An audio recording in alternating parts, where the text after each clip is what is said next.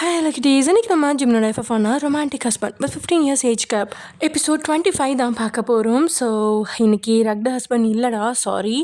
And also உங்களுக்கு இந்த romantic ஹஸ்பண்டில் எந்த கப்புள்ஸ் உங்களுக்கு பிடிச்சிருக்கு? டேதா, சுகாதா, ஜேகேதா இல்லை ஜெமினிதா? அதை கமெண்ட்டில் பின் பண்ணுங்கள். அண்ட் நிறைய பேர் கேட்டிருந்தீங்க இல்லையா, ப்ரொஃபஸர் ஹஸ்பண்ட் வந்து டேக்கு ஜேகேக்கெலாம் மறுபடியும் போடுங்க, பார்ட் 2 போடுங்க, ஸ்பெஷல் பார்ட் போடுங்க அப்படிலாம் கேட்டுட்டு இருந்தீங்க இல்லைடா. ஸோ இதுலேயே வந்து ப்ரொஃபஸர் அண்ட் ஸ்டூடெண்ட் ஸ்டோரியும் வருது. ஸோ அதையும் கேளுங்க. எனக்கு பிடிச்சது டே அண்ட் லச்சுவோட ஸ்டோரி தான். ஸோ லாஸ்ட் எதோ முடிச்சிருந்தோம் அப்படின்னா, டே லச்சுவா நீ நான் வந்து ஸ்டாஃப் ரூமில் பாரு அப்படின்னு சொல்லிட்டு முன்னாடி போக, என்னாச்சு, அதான் எடுக்க வேண்டிய கிளாஸ்லாம் முடிஞ்சிடுச்சே, திரும்பவும் ஏதாவது படிக்கணும்னு சொல்வாரோ அப்படின்னு யோசிச்சபடியே லச்சு ஸ்டாஃப் ரூம் வாசலில் நின்றுட்டுருக்கா. ஒன்று பார்த்து உள்ளேருந்து வெளியே வந்த ஒரு ஆசிரியை அவளை பார்த்து, எதுக்கு இங்கே நிற்கிறா அப்படின்னு கேட்கா. சாரை பார்க்கணும். எந்த சார்? டே சாரை பார்க்கணும். ஏன்? சாரை பார்க்கணும்னா உள்ளே போய் பார்க்க வேண்டியதானே, அவர் உள்ளே தானே இருக்காரு, போ. ஸ்டூடெண்ட்ஸ் எல்லாம் ஸ்டாஃப் ரூமுக்கு எதுக்கு விடுறாங்களோ அப்படின்னு அந்த ஆசிரியர் அவரோட வயதுக்கு ஏற்ற மாதிரி புலம்பிட்டே போக, இங்கே லச்சுவோ பேசாமல் வந்த உடனே போயிருக்கலாமோ அப்படின்னு நினச்சிக்கிட்டே உள்ளே போகிறா. அன்னைக்கு ஒரு நாள் அவனோட ரூமுக்கு வந்தது, அதுக்கப்புறம் இப்போ தான் வர்றா. Excuse me sir. Yes comment அப்படின்னு குரல் கொடுக்க லட்சு உள்ளே போக, உள்ளே நுழைஞ்சவளை ரொம்பவே கஷ்டப்பட்டு அவளை முறைச்சி பார்த்தவன் செட் அப்படின்னு சொல்ல, அவளும் அவனுக்கு எதிர்பக்கம் இருந்த சேரில் உட்கார. இன்டர்னல் பேப்பர்லாம் கரெக்ஷன் பண்ணியாச்சு, உன் மார்க் பார்த்து உண்மையிலுமே நான் ஷாக் ஆகிட்டேன். சார் புரியலை. இதில் புரியாததுக்கு என்ன இருக்குது, என்னோட சப்ஜெக்டில் நீ தான் ஃபர்ஸ்ட் மார்க். என்ன அப்படின்னு இப்போ அவள் அதிர்ச்சியில் எழுந்து நிற்கா. ஆமாம், இதை என்னாலையும் நம்ப முடியல. பேப்பர் ஏதாவது மாற்றி திருத்துக்கிட்டேன், நான் செக் பண்ணி பார்த்துட்டேன், சந்தேகமே இல்லாமல் அது நீ தான். இந்த மார்க் எப்படி வந்துச்சு, யாரை பார்த்து எழுதுனா, விட்டு எங்கெல்லாம் இருந்து கொண்டு வந்தா, அது எப்படி மாட்டிக்காமல் இப்படி இவ்வளோ நேக்கா தப்பிச்சா அப்படின்னு சொன்னதும் எதிரில் இருந்தவளுக்கோ கண்ணிலேருந்து கண்ணீர் பொலபுலான்னு கொட்ட. டே உண்மையிலேயே அவளை வம்பளுக்கிறதுக்காக தான் அது எல்லாமே சொன்னான். அவளோ அது எல்லாமே சீரியஸாக எடுத்துக்கிட்டு கத்திரி கத்திரி அழுக. டே உடனே தன்னுடைய ஃபார்முக்கு வந்தவன், இப்போ இங்கே என்ன நடந்துச்சுன்னு இப்படி அழுது சீன் போட்டுட்ருக்க, உன்னை பாராட்டுறதுக்கு தான் நான் இங்கே கூப்பிட்டேன், சும்மா விளையாட பார்த்தேன், கீப்பிட்ட இது மாதிரியே படி அப்படின்னு சொல்லிட்டு நீ போகலாம் அப்படின்ற மாதிரி சொல்ல, அவளோ அவனை பார்த்தபடியே நின்றுட்டுருக்கா. அதே சமயம் இங்கே ஜிமினிக்கோ ஏன் அப்படின்னு தெரியல, மீட்டிங் தான் அட்டன் செஞ்சிட்ருக்கான். ஏனோ இந்த மீட்டிங் அட்டன் செய்யும்பொழுது அவனோட மனசு அதில் ஒன்றவே இல்லை. இது ஏன் இப்படி இருக்குது அப்படின்னு அவனும் ரொம்பவே கஷ்டப்பட்டு தான் சேகரித்த டீட்டெயில்ஸ் எல்லாத்தையுமே அவங்களுக்கு சொல்கிறதுக்காக ட்ரை பண்ண அவனோட மைண்ட் பிளாங்காக தான் ஆயிடுச்சு. இனி மீட்டிங்கை கண்டினியூ பண்ண முடியுமா அப்படின்ற ரீதியில் சின்ன பிரேக் கொடுத்தவன் தண்ணி குடிச்சிட்டு அடுத்தடுத்த பேச போகும் பாயிண்ட்டுகளை நோட் பண்ணிட்டு இருக்கும்போது அவனோட ஃபோன் ரிங்காக உங்ககிட்ட இருந்தால் ஃபோன் வருது.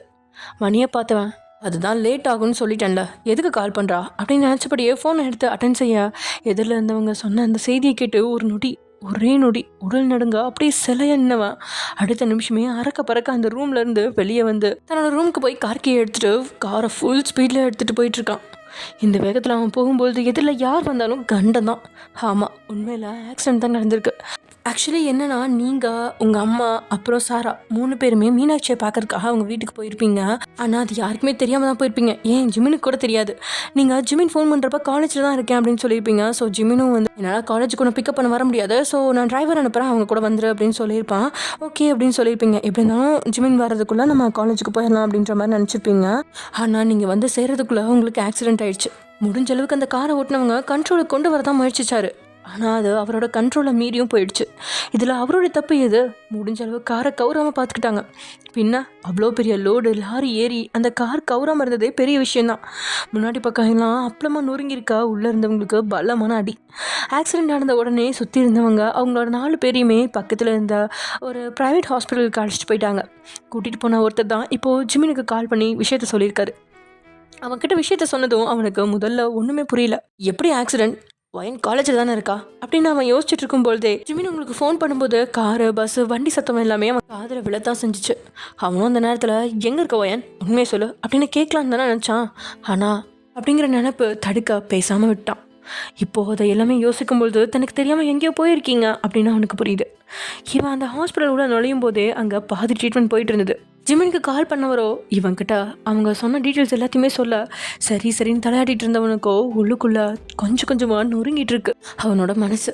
அவர் சொன்ன செய்தியை கேட்டு எச்சில கூட்டி விழுங்கினவன் கண்கள் கலங்காமல் இருக்க ரொம்பவே கஷ்டப்பட்டு தான் போகிறான். 3 பேர் அப்படின்னதும் இந்த ஐசியூவில் எட்டி பார்த்துட்டான். உங்களோட அம்மா, தங்கச்சி நீங்கள் அப்படின்னு இருக்க ஆக்சிடென்ட் நடந்த இடத்தையும் கவனிச்சவனுக்கு அப்போ தான் புரியுது மீனாட்சி வீட்டுக்கு தான் போயிட்டு வந்திருக்கீங்க அப்படின்னு. ஏன் என்கிட்ட ஒரு வார்த்தை சொன்னால் நான் கூட்டிகிட்டு போக மாட்டேனா? தனியாக போக வேண்டிய அவசியம் என்ன வந்துச்சு? இவளுக்காக நான் எத்தனையோ மீட்டிங் கேன்சல் பண்ணியிருக்கேன். அதில் ஒன்றா இது இருந்துட்டு போகுது. நான் எத்தனை தடவை படித்து சொன்னேன். ஏன் என் பேச்சை அவள் கேட்கவே இல்லை? உண்மையிலேயே அவளுக்கு அந்த குழந்தை பத்துக்க பிடிக்கலையா அப்படின்னு அந்த நோட்டி யோசிச்சவனுக்கு அந்த நேரத்தில் அப்படி தான் தோணுச்சு. ஆமாம், உங்களுக்கு அந்த குழந்தைய பற்றுக்க மனசு இல்லை, நான் வருத்தப்படக்கூடாதுங்கிறதுக்காக தான் இத்தனை நாளும் நாடகம் மாதிரி இருக்கா. இதோ வேணும்னே தான் இந்த ஆக்சிடென்ட் நடந்திருக்கு. யாருக்கும் எந்த சந்தேகமும் வரக்கூடாது அப்படிங்கிறதுக்காக தான் இப்படி ஒரு ஆக்சிடெண்ட்டில் மாட்டியிருக்கா. தான் உயிர் போனாலும் பரவாயில்ல, தான் வயிற்றில் இருக்கிற குழந்தைய பெற்று தரக்கூடாது அப்படின்னு முடிவெடுத்திருக்கா அப்படின்னு ஜிமின் ஏதேதோ மனசில் நினைக்க அந்த நேரம் எல்லாமே அவனுக்கு சரின்னு பட. உள்ளே இருந்த உங்கள் மேலே அவ்வளோ கோவம் வந்தாலும் அவனால் அதை காட்ட முடியாத சூழ்நிலை. நீங்கள் பிழைச்சி வரணும் அப்படின்ற எண்ணம் மட்டுமே. உயிர் இல்லாத ஜடமா வெளியே உட்காந்துருந்தவன் பக்கத்தில் அவனோட அம்மா வந்து உட்கார. அதுக்கப்புறம் தான் உங்களோட அப்பாவும் அவனை விட முகம் அப்படியே பாறையாக இருக்குனபடி வந்து நிற்கிறாரு. அவரை பார்த்து அவனுக்கு என்ன பேசுறது அப்படின்னே தெரியல. அவருக்கும் ஜிம்மின போலயே எதுவுமே தெரியாது போல அப்படிங்கிறது அவர் இருக்கிற நிலைமையை பார்த்தே உணர்ந்தவன் டாக்டர் சொன்ன விஷயத்தெல்லாம் அவங்கக்கிட்ட சொல்ல அப்படின்னு தலையாட்டல் மட்டும்தான். ஆனால் மனுஷன் உட்காரவே இல்லை. குட்டி போட்ட பூனை மாதிரி இங்கேயும் அங்கேயும் ஒரே நடதான். உள்ள தீவிர சிகிச்சை பிரிவில் டிரைவரோடு சேர்த்து அந்த 4 பேர்த்துக்கும் சிகிச்சை அளிக்கப்பட வெளியே வந்து அவங்க சொன்ன இன்ஃபர்மேஷன் இதுதான்: 4 பேர் உயிருக்கும் எந்த ஆபத்தும் இல்லை அப்படின்னு. அதுவே அங்கேருந்தவங்களுக்கு ஓரளவு மன தைரியத்தை கொடுக்க அடுத்தடுத்து என்ன செய்யணும் அப்படின்னு அந்த ஹாஸ்பிட்டல் பில் கவுண்டருக்கும் மெடிக்கலுக்கும் அப்படின்னு ஓடி ஓடி பரபரப்போடு தான் தெரிஞ்சிட்ருக்காங்க. இத்தனையும் ஜிமின் தான் செஞ்சான் இருகுன முகத்தோட. அதுக்கப்புறம் சாயங்காலம் காலேஜ் முடிஞ்ச விஷயம் கேள்விப்பட்டு அறக்க பறக்க ஓடி வந்த ஜேகே முகம் கலங்கி இந்த அம்மாவையும் அண்ணாவையும் பார்த்தவன் என்னாச்சு அப்படின்னு பதறி இப்படியே கேட்க அவனோட அம்மா தான் நடந்த விஷயத்தெல்லாம் பொறுமையாக சொல்கிறாங்க. உயிருக்கு எந்த ஆபத்தும் இல்லை அப்படின்னு சொல்லியிருக்காங்க அப்படின்னதும் தான் இவனும் அந்த ஐசியூ வார்டில் வெளியே நின்று அந்த 3 பேரையும் பார்த்து முகம் எல்லாம் வேர்த்து கொட்ட நெஞ்சு படபடக்க கனத்த இதயத்தோட அங்கேருந்த சேரில் உட்கார்றான். ஃபர்ஸ்ட் டைம் அவளே ஹாய் அப்படின்னு மெசேஜ் பண்ணியிருந்தா. அதை பார்த்தவனுக்கு அவ்வளோ சந்தோஷம். அண்ணா உடனே ரிப்ளை செய்யக்கூடாது, அப்படி செஞ்சால் நம்ம அவளுக்காக அலையிறோம் அப்படின்னு நினச்சிக்குவா அப்படின்னு ஒரு மெதப்பில் அவகிட்ட விளையாட நினச்சவனுக்கோ இதோ இந்த செய்தி தான் வந்து அவன் காதை இட்டுது. இந்த நாள் முழுக்கவே ஒரு வித பரபரப்போட களியா அன்னைக்கு நைட்டு 11 மணி அளவில் தான் ஐசியூ வார்டில் இருந்து வெளியே வந்த ஒரு நர்ஸை யாராவது 3 பேர் மட்டும் 1 by 1 உள்ளே இருக்கிறவங்களா டிஸ்டர்ப் பண்ணாமல் பார்த்துட்டு வரலாம் அப்படின்னு சொல்லவும் அதனை ஒட்டி அவங்க 3 பேருமே தூங்கிட்டு இருக்கும்போது அவங்கள வெளியே இருந்த எல்லாருமே போய் பார்த்துட்டு வெளியே வர, ஜிமின் நைட் நாங்கள் தங்கிக்கிறேன், நீங்களாம் வீட்டுக்கு போங்க அப்படின்னு சொல்ல, இல்லை ஜிமினா அம்மா இருக்கேன் அவங்க கூட. வேணாமா, நீங்களும் உடம்பு முடியாதவங்க தான், உங்களுக்கு ரெஸ்ட்டு தேவை, இன்றைக்கி ஃபுல்லாக ஓவர் அலைச்சல், உங்களுக்கு போய் கொஞ்சம் நேரம் தூங்கி எழுந்திரிச்சு காலையில் வாங்க, ஒன்றும் பிரச்சனை இல்லை அப்படின்னு அப்படி இப்படின்னு சமாதானமும் சொல்லி தான் அம்மாவை அனுப்பி வச்சுட்டேன். அடுத்ததாக இருந்தது உங்களோட அப்பா தான். அவர்கிட்டையும் போய் பேச ஜிமினிக்கே கொஞ்சம் பயமாக தான் இருக்குது. பின்ன மனுஷன் அப்படி இறுக்கி போயில உட்காந்துருக்காரு. வேறு வழி இல்லாமல் அவங்க பக்கத்தில் போனவன், அங்கிள் நீங்களும் போயிட்டு வாங்க, போயிட்டு காலையில் வாங்க, அங்கே போய் நான் என்னப்பா பண்ண போகிறேன், அங்கே போய் இப்படி தானே உட்காந்துருப்பேன், அதுக்கு நான் இங்கேயே இருக்கேன் அப்படின்னு அவர் சொல்லிட ஜிமினாலையும் எதுவும் சொல்ல முடியல. சரின்னு நிமிந்தவனுக்கு தம்பி நின்றுட்டு இருக்கா. நீ கிளம்பு ஜேகே, அம்மாவை பார்த்துக்கோ, அக்காவும் ரம்யாவும் நம்ம வீட்டுக்கு தான் போகிறாங்கண்ணா, அதனால் அம்மாவை அவங்க பார்த்துப்பாங்க, உங்கள் கூட தான் ஹெல்ப்புக்கும் யாரும் இல்லை, நான் இருக்கேன். நைட் என்ன ஹெல்ப்பு, என்னால் தனியாக மேனேஜ் பண்ண முடியும். அண்ணா நீ மேனேஜ் பண்ணிக்குவ தான், நான் ஒரு சப்போர்ட்டுக்கு இருக்கேன், என்னை விட ப்ளீஸ். நான் சொல்கிறது எதுவுமே கேட்கக்கூடாதுன்னு இருக்கீங்களா எல்லாரும்? வீட்டில் போய் எனக்கு எந்த வேலையும் இல்லைண்ணா, நீ தான் ரொம்ப ஸ்ட்ரெஸ்ஸாக இருக்க, கொஞ்ச நேரம் நீ படு, டாக்டர் ஏதாவது சொன்னால் உன்னை நான் எழுப்புறேன். எப்படா தூக்கம் வரும், நான் நிம்மதியாக படுக்கிற அளவுக்கு அவள் பண்ணி வச்சிருக்கா. இதில் அண்ணி என்னென்னா பண்ணுவாங்க? அண்ணா இது ஜஸ்ட் ஆக்சிடெண்ட், அது ஏன் உனக்கு புரியவே மாட்டேங்குது? ஐ நோ ஜேகே, இது ஒரு ஆக்சிடென்ட்டுன்னு தெரியும், ஆனால் என்கிட்ட இன்ஃபார்ம் பண்ணாமல் அப்படி அவள் போகிறதுக்கான அவசியம் என்ன வந்துச்சு? நான் தான் இவகிட்ட தெளிவாக சொல்லியிருக்கேன்ல, இவளுக்கு ஏதாவது ஒன்றுனா நான் என்ன பண்ணியிருப்பேன் அப்படின்னு அவ்வளோ நேரமும் அழுத்தமாக இருந்தவன் ஜேகே அவன்கிட்ட பேச்சு கொடுக்கவும் அவன் மனசை அழுத்தி இருந்த விஷயங்கள் எல்லாமே வெளியே வருது. ப்ரோ சரி விடுங்க, அண்ணி போயிட்டு பத்திரமா வந்துடலாம் அப்படின்னு நினச்சிருப்பாங்க. இப்படி நடக்கணும்னு தெரிஞ்சிருந்தா அவங்களும் போயிருக்க மாட்டாங்க தானே அண்ணா. இப்போ அண்ணி நல்லா இருக்காங்கண்ணா, வயிற்றில் இருக்க பேபியும் சேஃபாக தான் இருக்குது.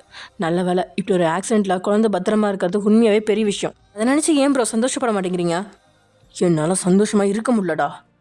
ஏன்னா நீ சொல்கிற மாதிரி அவ்வளோ ஈஸியாக இந்த விஷயத்தை என்னால் எடுத்துக்க முடியல ஜேகே. ஓகே, இப்போ எல்லோரும் சேஃபாக இருக்காங்க, சந்தோஷம்தான். பட் ஏதாவது ஆயிருந்தா என்ன ஆயிருக்கும் அப்படின்னு என்னால் நினைக்காம இருக்க முடியலடா. புரியுதாண்ணா உன் நிலமை, எல்லாமே சீக்கிரம் சரியாயிடும், கொஞ்ச நேரம் படு. அதையும் நினச்சிட்டு இருந்தா உங்களுக்கு ப்ரெஷர் தான் ஆகும். அண்ணா அண்ணி சரியாகி கண்ணை திறக்கும்போது இப்படி போய் அவங்கக்கிட்ட உங்கள் கோபத்தை காட்டாதீங்க, அவங்களே மறுஜென்மம் எடுத்து வந்திருக்காங்க. நீங்கள் வேறு அவங்கள மேலே கோவமாக இருந்தால் பாவம் அவங்க என்ன பண்ணுவாங்க அப்படின்னு ஜேகே சொன்னதுக்கு ஜிமின் கிட்டேருந்து எந்தவித பிரதிபலிப்பும் இல்லை.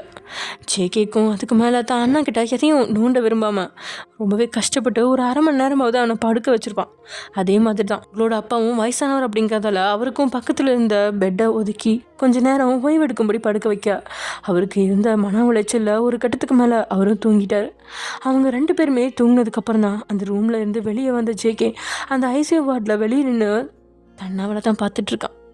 தலையில் கட்டு போட்டிருக்காங்க, கை மணிக்கட்டுலேயும் கட்டு. நல்ல வேலை காலுக்கு எதுவும் ஆகலை. பார்க்குறதுக்கு அத்தனை வேதனையாக இருக்குது ஜேகேக்கு. இந்த உலகத்தில் எதுவுமே நம்ம நினைக்கிற மாதிரி நடக்கிறதில்ல. தெய்வம் அப்படிங்கிற ஒன்று நம்ம எல்லாம் பொம்மை மாதிரி ஆட்டி வச்சிட்ருக்கு, அவ்வளோதான். இதில் இந்த விஷயம் இப்படி தான் முடியும் அப்படின்னு யாராலையும் 100% சொல்லவே முடியாது. மேலே ஒருத்தன் மனசு வச்சா மட்டும்தான் அது நடக்கும். அது மாதிரி தான் யாருக்கும் தெரியாமல் போயிட்டு பத்திரமா வந்துடலாம் அப்படின்னு நினச்சா அவங்களோட நினைப்பும் பொய்யாயிடுச்சு. அடுத்த நாள் காலையில் விஷயம் கேள்விப்பட்டு டேயும் வந்துட அந்த மால் மேட்ருக்கு அப்புறம் இப்போ தான் 2 பேரும் ஒருத்தர் சந்திக்கிறாங்க. ஜிமின் கிட்டேயோ எந்த விதமான ரியாக்ஷனும் இல்லை. வரியா வா பார்க்குறியா பார்த்துட்டு போ அப்படிங்கிற மாதிரி அவனை கண்டுக்காமல் இருக்க உங்களோட அப்பா தான் டே கிட்ட ஒரு சில வார்த்தைகள் பேசுகிறாரு. அதுக்கப்புறம் டே தூரத்துலேருந்து உங்களை பார்க்க அவன் முகம் கசங்க வேதனையில் இருக்கிறது நல்லாவே தெரியுது. எப்போ கண் விழிப்பாலாம் ஜிமின் கிட்ட விட்டு ஜேகே கிட்ட கேள்வி கேட்கா. இன்னும் 1 மணி நேரம் ஆகும்னு டாக்டர் சொல்லியிருக்காங்க. ஓ அப்படின்னுவன் எப்படியாச்சு அப்படின்னு விஷயத்த கேட்க ஜேகே அவனுக்கு தெரிஞ்ச வரைக்கும் சொல்கிறான். அதை கேட்டவனுக்கும் அப்படின்னா இந்த விஷயம் லட்சுக்கு தெரிஞ்சிருக்குமா அப்படின்னு தான் நினப்பு போகுது. கொஞ்ச நேரம் இருந்தவன் அதுக்கப்புறம் வெளியே வெயிட் பண்ணுறான் அப்படின்னு போயிட்டான். அந்த டிரைவர் வீட்டிலேருந்தும் காலையில் தான் ஆட்கள் வந்தாங்க. ரொம்ப தூரம் அப்படிங்கிறதெல்லாம் அவங்க வர லேட் ஆகிடுச்சு. இன்றைக்கி மட்டும் 4 பேரும் ஐசியூ வார்டில் இருக்கணும், நாளைக்கு வார்டை மாற்றிடலாம் அப்படின்னு சொன்னதால் 4 பேரும் அங்கே தான் இருக்காங்க. முதல்ல கண் விழிச்சது சாரா தான். கண் விழிச்சவன் முதல்ல வெளியே சுருக்கி தான் எங்கே இருக்கும் அப்படிங்கிறத உணர்ந்து சுற்றி ஒத்து பார்த்தவ. அதுக்கப்புறம் அந்த கொடூர ஆக்சிடெண்ட் அவள் கண்ணு முன்னாடி வந்து போக ஓ பொழைச்சிட்டோமா அப்படின்னு தான் இருக்குது அவளோட நினைப்பு. அந்த லாரியில் மோதினதுமே அவ்வளோதான் நம்ம கதை கந்தல் அப்படின்னு தான் நினச்சிருந்தா. அதுக்கப்புறம் பக்கத்தில் இருந்த தான் அக்காவையும் அம்மாவையும் பார்த்தவா தேங்க் காட் அப்படின்னு கடவுளுக்கு நன்றி சொல்லி ஐயோ பாப்பா அப்படின்னு உங்களோட வயிறு தான் பார்க்குறா. உடனே அங்கே வேலை செஞ்சுட்டு இருந்த அந்த நர்ஸை கூப்பிட்டு அக்கா வயிற்றுல பாப்பா சேஃபாக இருக்கா அப்படின்னு பேச முடியாமல் பேசினபடி கேட்க ஒன்றும் பயப்பட வேணாம், குழந்தை நார்மலாக இருக்குன்னு தான் நேற்று டாக்டர் சொல்லிட்டு போனாங்க. உண்மையாகவே இவ்வளோ பெரிய ஆக்சிடெண்ட்டில் அதுவும் 3 மாதமே ஆகாத இந்த கரு உயிர் பழிச்சு வந்தது இந்த கடவுளோட கிருபை மட்டும்தான் அப்படின்னு சொன்னபடியே அந்த நர்ஸ் அவங்களோட வேலையை பார்க்க நிம்மதி பெருமூச்சு விட்ட சாரா சத்தியமாக இனிமேல் யாருக்கும் தெரியாமல் எங்கேயும் கூட்டிகிட்டு போகக்கூடாது. அப்பா பாவம் 3 பேருமே படுத்துட்டா என்ன தான் பண்ணுவார்? பார்க்க தான் டெரராக இருப்பார், உள்ளுக்குள்ளே குழந்தை மனசு கண்டிப்பாக நொறுங்கி போயிருப்பார் அப்படின்னு தன்னோட அப்பாவை நினச்சி வேதனையில் முகத்தை சுருக்கினவ அந்த கண்ணாடி தடுப்பு வழியை எதிர்ச்சியாக பார்த்ததும் அவளோட கண்களும் சாசர் மாதிரி அழகாக வெறியுது. ஏய் ஜேகே தானே அது, இவன் இங்கே அப்படின்னபடி அவள் பார்க்க. ஆனால் ஜேகேவோ அவள் கண் விழிக்காத போது அவளையே பார்த்துட்டு இருந்தவன் கண் விழிச்ச பொழுது திரும்பி நின்று யாருக்கூடய பேசிகிட்டு இருக்கான். அதனால் அவனுக்கு அவள் பார்க்குறது தெரியல. சாராவை தொடர்ந்து நீங்களும் கண் விழிச்சிட்டிங்க. நீங்கள் கண் விழிச்சு சுற்றியும் முற்றியும் பார்க்க ஹாஸ்பிட்டலில் இருக்கோம் அப்படிங்கிறத உணர்ந்த அடுத்த நொடி உங்களோட கை உங்களோட வயிற்றுக்கு தான் போகுது. என் குழந்தை அப்படின்னு முணங்க. அப்போ தான் அந்த ரூமில் உள்ளே நுழைஞ்ச அந்த நர்ஸ் ஒருத்தங்க 2 பேரும் கண் விழிச்சிருக்கிறத பார்த்துட்டு 2 பேரும் முழிச்சிட்டிங்களா அப்படின்னு கேட்டபடியே அவங்க பக்கத்தில் வர. அதுக்கப்புறம் சாரா தான் அக்காவை பார்க்க நீங்களும் சாராவை பார்த்து என்னோட குழந்தை அப்படின்னு உங்களோட வார்த்தைகளை கோர்த்து அந்த நர்ஸுக்கிட்ட கேட்க அந்த டியூட்டி நர்ஸோ டென்ஷன் ஆகாதீங்க, உங்கள் பேபி சேஃபாக இருக்காங்க அப்படின்னு சொன்னதுக்கப்புறம் தான் 2 பேர்த்துக்கும் பெருமூச்சு வருது. அக்கா நீ நல்லா இருக்கியா அப்படின்னு அங்கங்கே கட்டு போட்டிருந்த உங்களை பார்த்து சாரா கேட்க நீங்களும் நீ எப்படி இருக்கா அப்படின்னு கேட்க எனக்கு என்னக்கா நான் நல்லா தான் இருக்கேன், பாரு நல்லா தானே பேசுகிறேன். சாரா அம்மா அப்படின்னபடி 2 பேரும் கடைசி பெட்டில் இருந்து அவங்களோட அம்மாவை பார்க்க உடனே அந்த திரும்பவும் 2 பேரும் பயப்படாதீங்க, அவங்களும் ஆல்ரைட் தான், ஆனால் நீங்கள் 3 பேரும் ஒரு 1 வீக் மட்டும் நம்ம ஹாஸ்பிட்டலில் இருந்துட்டு போகிற மாதிரி இருக்கும் அப்படின்னு சொல்லி அவங்க ஃப்ரெண்ட்லியாக பேச நீங்களும் சாராவும் அவங்கள பார்த்து சிரிக்கிறீங்க. சரி இருங்க, வெளியே ரொம்ப நேரமாக ஒரு ஹேண்ட்ஸமான 2 பேர் உங்களுக்காக வெயிட் பண்ணிட்டு இருக்காங்க அப்படின்னு சொல்ல என்ன சாரி உங்களுக்கும் என்ன உறவுன்னு தெரியாது, பட் அதில் ஒயிட் ஷர்ட் போட்டவரை இவ்வளோ நேரம் நான் சைட் அடிச்சுட்டு தான் இருந்தேன் அப்படின்னு சொல்ல உடனே உங்களை பார்த்த அந்த நர்ஸ் ஒரு வேளை அது உங்களோட ஹஸ்பண்டாக கூட இருக்கலாம், நான் என்ன பண்ணுறது, அவ்வளோ ஸ்மார்ட்டாக இருக்காரு, முகத்தில் சின்ன சிரிப்பு கூட இல்லை, வந்ததுலேருந்து பாறை முழுங்கின மாதிரி நின்றுட்டு இருக்காரு தெரியுமா, அப்போ கூட மனுஷன் படு ஸ்மார்ட் தான், அந்தளவு உங்களால் பயந்து போயிருக்காரு.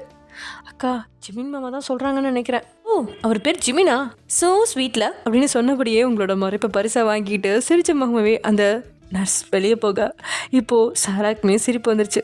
கொழுப்பு பற்றியாக்கா அந்த நர்ஸுக்கு அப்படின்னு கேட்க, நமக்கு என்னாச்சு சாரா? எனக்கு ஆக்சிடென்ட் ஆனதெல்லாம் ஞாபகம் இல்லை. வண்டி தடபுலன்னு ஓடிச்சு. ஆக்சிடென்ட் ஆகிறதுக்கு முன்னாடியே நான் மயங்கிட்டேன்னு நினைக்கிறேன்.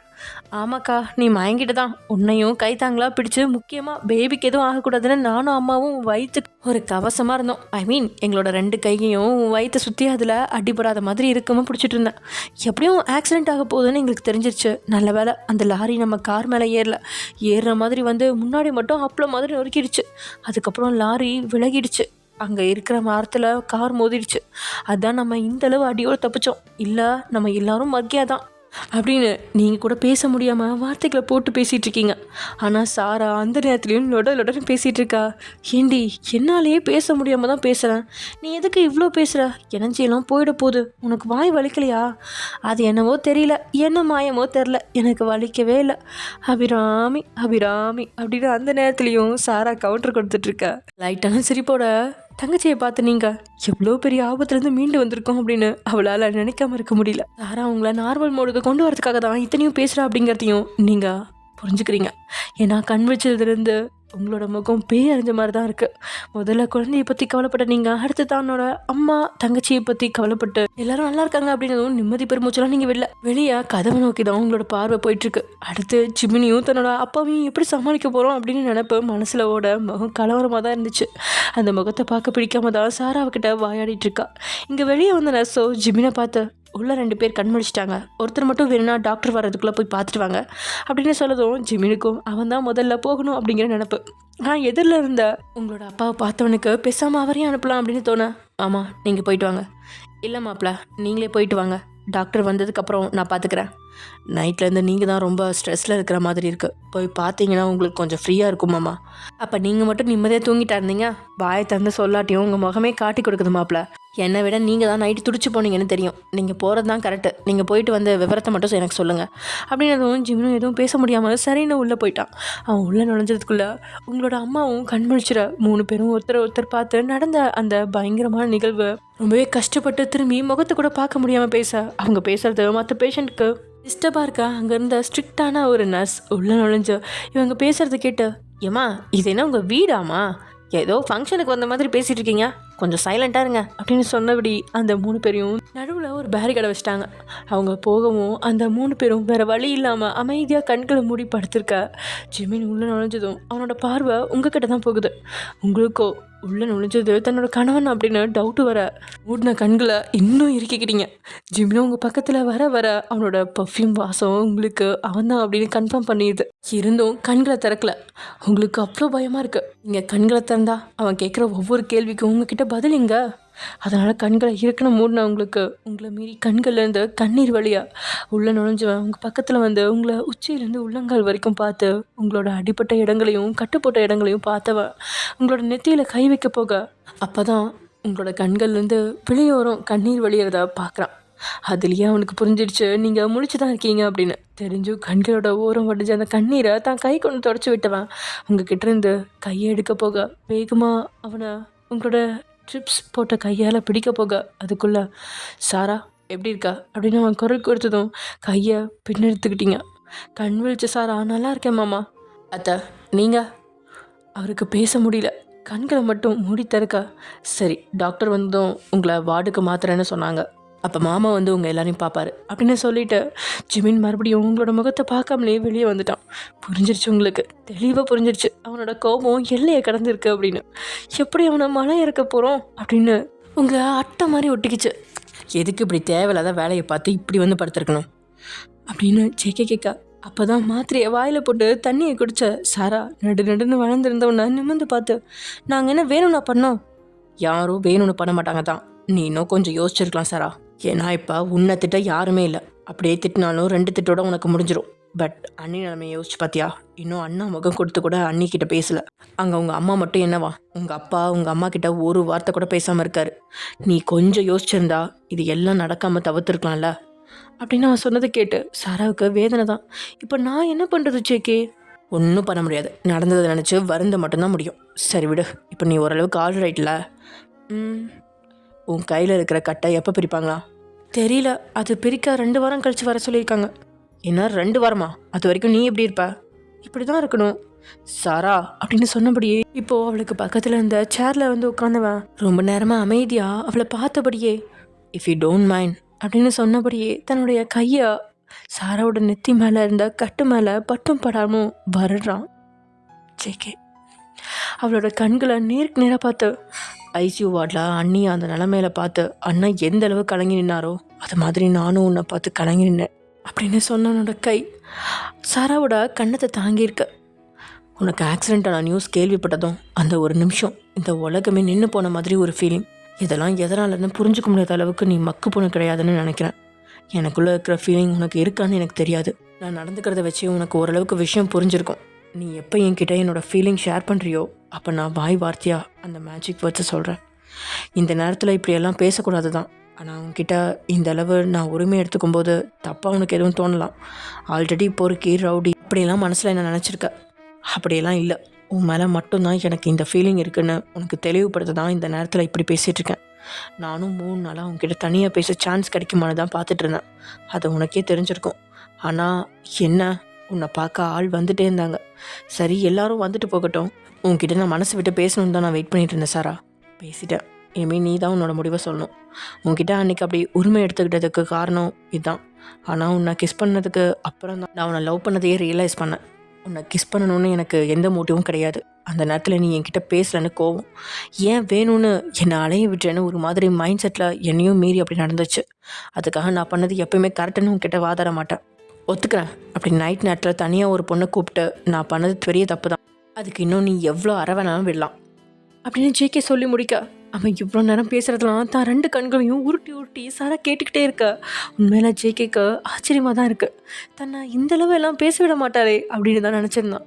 ஆனால் அவனோட மனசில் உள்ள எல்லாத்தையுமே ஜேகே சொன்னதுக்கப்புறமும் சாரா அமைதியாக இருக்கா. அவன் உள்ளும் தன்னோட மனசில் இருக்கிறத அவகிட்ட கொட்டினதால் ஒரு வித ஆசுவாசம் தேவைப்படுது. அவனும் அமைதியாக இருக்கான். எதா இருந்தாலும் பரவாயில்ல, வாய் திறந்து சொல்லு. ஏன் இவ்வளோ அமைதியாக இருக்கா? திடீர்னு இப்படி வந்து என்கிட்ட பேசினா நான் என்ன பேசுறது எனக்கு புரியல. நான் என்ன பண்ணணும், என்ன பேச ஜேகே? நான் இன்னும் அந்த அளவெல்லாம் யோசிச்சு பார்க்கல. உன்னை பிடிக்கும் அவ்வளோதான். நீ அன்னைக்கு பண்ண விஷயத்தினால உன் மேலே அவ்வளோ கோவம். ஆனால் நீ ஏன் அப்படி பண்ண அப்படின்னு நான் யோசிக்கணும். ஒரு வேளை அப்படி யோசிச்சிருந்தா உன் மனசில் இப்படி ஒரு எண்ணம் இருக்கலாமோ அப்படின்னு எனக்கு தோணியிருக்கும் அப்படின்னு சாரா சொல்ல. ஒன்றும் பிரச்சனை இல்லை, நீ ரொம்ப ஸ்ட்ரெயின் பண்ணிக்காத சாரா. உனக்கு எப்போ விருப்பமோ அப்போ சொன்னால் போதும். அது வரைக்கும் என் கூட முன்னாடி மாதிரி ஃப்ரெண்டாக இருப்பியா அப்படின்னு ஜேகே கேட்க, அவனையே கூர்மையாக பார்த்தவா. ஃப்ரெண்டா நீ? இதுக்கப்புறமும் என்னை ஃப்ரெண்டாக நினைப்பியா நீ? ஓய் என்ன நீ இன்னும் அதையே நினச்சிட்ருக்கியா? சரி ஓகே, அன்றைக்கி நடந்த மாதிரி இனிமேல் உங்கள்கிட்ட நடந்துக்க மாட்டேன், போதுமா? பார்க்கலாம். அப்போ ஃப்ரெண்டாக இருக்க ஓகே தானே சாரா? அப்படிங்கிற மாதிரி அவளும் தலையை மட்டும் ஆட்டா. தேங்க்ஸ் சாரா, தேங்க்யூ ஸோ மச். இனிமேல் நான் பேச வந்தால் மூஞ்சி தூக்கிக்க மாட்டேன் தானே? மாட்டேன் அப்படின்னு நீங்கள் 2 பேர் பேசிகிட்டு இருக்க.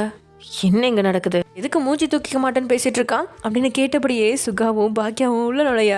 அதான் நான் மகி கிட்ட பேசினா மட்டும் எங்கள் அக்காவுக்கு எப்போ தான் மூக்கு வைக்கணும்னு தெரியல அப்படின்னு மனசில் நினச்சவன் வெளியில வாக்கா வாங்க மாமா நல்லா இருக்கீங்களா அப்படின்னு நல்லா விசாரிக்கா. என்னடா கொழுப்பா, ஒரே வீட்டில் இருந்துட்டு நல்லா விசாரிக்கிறா. என்னோட நிலமை அப்படி. சரி நீ பேச்ச மாத்தாத. என்ன மூஞ்சி தூக்கிக்க மாட்டேன்னு பேசிகிட்டு இருந்த? அது எனக்கும் சாராக்கும் உள்ள பர்சனல். என்ன பர்சனலா? ஆமாம், நாங்கள் 2 பேரும் ஃப்ரெண்ட்ஸ், எங்களுக்குள்ளே பர்சனல் இருக்கும், நீ அதில் மூக்க நுழைக்காத. டேய் அப்படின்னு சொன்னபடியே அவன் தலையில் ஒரு கொட்டு வைக்க. வலிக்குதுக்கா மாமா, வர வர அக்கா ஓவராக பண்ணுறா, பார்த்து கண்டிச்சு வைங்க அப்படின்னு சொன்னவன் அதுக்கு மேலே அந்த இடத்துல நிற்கல, போயிட்டான். அதே மாதிரி இங்கே சாத்துக்குடி ஜூஸை சாசரில் பிழிஞ்சு அதை ஜிமினோட அம்மா அவங்களுக்கு கொடுக்க, நீங்களும் தான் மாமியாரை நிமிர்ந்து பார்த்து அத்தை அப்படின்னதும் அவங்க இயல்பா என்னம்மா ஏதாவது வேணுமா அப்படின்னு கேட்டதும், உங்களுக்கு என் மேலே கோவம் இல்லையா அத்தை? அதுக்கு அவங்களோ, இதில் கோவப்பட என்னமா இருக்கு, விதி இப்படி நடக்கணும்னு. எதுவும் நடக்காமல் தலையோடு வந்தது தலைப்பாக்கியோட போச்சுன்னு நான் அந்த 7 மணியானுக்கு நன்றி தான் சொல்லிகிட்டு இருக்கேன். அதுக்காக என் பையன் உன் மேலே கோவமாக இருக்கிறத நான் நியாயம் இல்லைன்னு சொல்ல மாட்டேன். அவன் சைட்லேருந்து பார்க்கும்போது அது நியாயம்தான் இல்லையா அப்படின்னு சொல்ல, நீங்களும் ஆமாம் அப்படின்னு தலையாசிக்கிறீங்க. விடு, எவ்வளோ நாள் அவன் கோவம் இருக்கும், சீக்கிரம் சரியாயிடுவான். அதுக்காக அவன் என்ன உங்ககிட்ட பேசாமையா இருக்கான்? ஆமாம், ஜிமின் பேசாமலாம் இல்லை உங்ககிட்ட. காலையில் சாயங்காலம் வரும்போதெல்லாம் பெயின் எப்படி இருக்குது, டேப்லெட் போட்டியா, சாப்பிட்டியா, ஏன் சாப்பிடல அப்படின்லாம் கேட்டுட்டு சாப்பிடல நான் அவனே ஊட்டிலாம் விடுறான். ஆனால் உங்ககிட்ட மட்டும் சரியான பேச்சு இல்லை.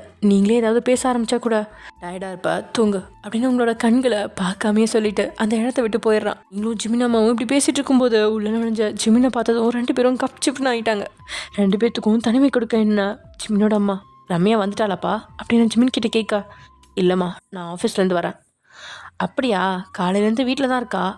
இருக்கட்டும்மா, சமைக்கிறதுக்கு ஒரு ஆள் வீட்டில் இருக்கணும் தானே அப்படின்னு சொன்னபடியே அங்கேருந்து டாக்டர் ரிப்போர்ட்டை எடுத்து சீரியஸாக திருப்பி புரட்டினவன் அதுக்கப்புறம் திரும்பி உங்களை பார்க்குறான். உங்களுக்கும் குற்ற உணர்ச்சி அப்படிங்கிறதால முடிஞ்ச அளவு அவன் பார்க்கும்பொழுது அவனை நேருக்கு நேர் பார்க்குறத தவிர்க்க தான் செய்கிறீங்க. சாப்பிட்டியா? இல்லை, இனிமே தான், இப்போ தான் ஜூஸ் குடித்தேன். சரிப்பா, ரூமில் அடப்பட்டு கிடக்க ஒரு மாதிரி இருக்குது, நான் கொஞ்சம் நேரம் காலாக நடந்துட்டு வரேன் அப்படின்னு சொன்னபடியே அவனோட அம்மா போயிட அவன்கிட்ட எந்த பதிலும் இல்லை. ஏன்னா அவனுக்கு தெரியும் தங்களுக்கு தனிமை கொடுக்கணும் தான் அவங்க போயிட்டாங்க அப்படின்னு. ஜிமினும் அப்படியே ஃபோன் நோண்டபடியே உட்காந்துட்டாங்க உங்கள் பக்கத்தில்.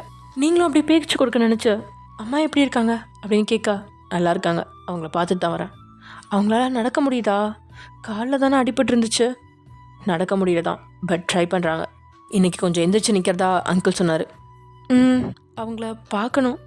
பார்க்கலாம், ஈவினிங் நான் ஸ்ட்ரக்சரில் கூட்டிகிட்டு போக சொல்கிறேன். நீங்கள் சாப்பிட்டீங்களா? ஆச்சு.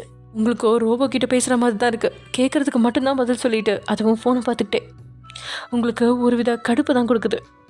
ரொம்ப பண்ணுறான், என்னாலையும் ஒரு கட்டத்துக்கு மேலே அவனை நெருங்க முடியல அப்படின்னு தனக்குள்ளேயே சொல்லிக்கிட்டேன். நீங்கள் மறுபடியும் அவனை பார்த்து, ஏக்கம் பொங்க, இன்றைக்கி சீக்கிரமே வந்துட்டீங்க, வேலை சீக்கிரம் முடிஞ்சிச்சு அப்படின்னு சொன்னதும் கோமா 2 வார்த்தை பேசி ஏன் அடிக்க கூட செஞ்சுருக்கலாம். அதை செஞ்சுருக்கலாம், அது மனசு ஆறி இருக்கும். இப்படி பட்டும் படாமல் பேசி தள்ளி நிற்கிறது அவ்வளோ நரகமாக இருக்குது உங்களுக்கு. அதனால் உங்களுக்கும் கொஞ்சம் கோவம் ஏற்பட, இன்றைக்கி நீங்கள் நைட் இருக்க வேணாம் அப்படின்னு சொல்லிடணும். ஃபோனை பார்த்துட்டு இருந்தவன் நிமிர்ந்து உங்களை பார்த்துட்டு, எதுவும் சொல்லாமல் இருக்கா? அத்தை இருக்கட்டும் அப்படின்னு நீங்கள் சொல்ல, அவங்க உடம்பு முடியாதவங்க, அவங்கள என்னால் ஹாஸ்பிட்டலில் விட முடியாது.